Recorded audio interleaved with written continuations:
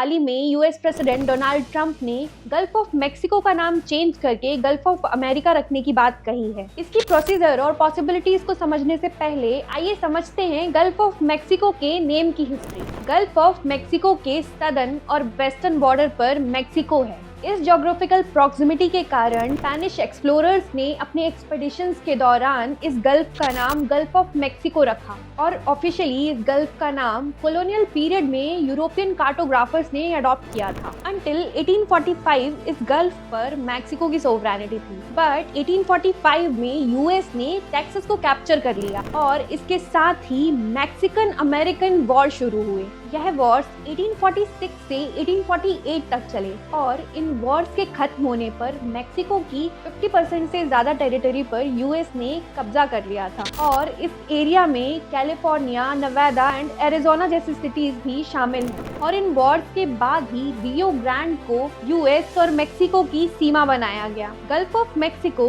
सिर्फ मेक्सिको की हेरिटेज ही नहीं बल्कि स्पेनिश एक्सप्लोरेशन और कॉलोनियलिज्म का भी एक एग्जाम्पल है। इसके नाम को इंटरनेशनल हाइड्रोग्राफिक ऑर्गेनाइजेशन ने इंटरनेशनल लेवल पर रिकॉग्नाइज किया। किसी देश में सिटी या वाटर बॉडी का नाम चेंज करना बहुत इजी है, पर इंटरनेशनल लेवल पर इसकी क्या प्रोसीजर है? इंटरनेशनल वाटर बॉडीज के नाम को स्टैंडर्डाइज करने के लिए united nation convention on laws of seas and international hydrographic organisation ने वेरियस प्रोटोकॉल्स बनाए हैं, जिनके तहत अगर कोई कंट्री किसी वाटर बॉडीज या लैंडफॉर्म का नाम चेंज करना चाहती है तो उससे सराउंडेड सारी कंट्रीज का कंसेंसस जरूरी है।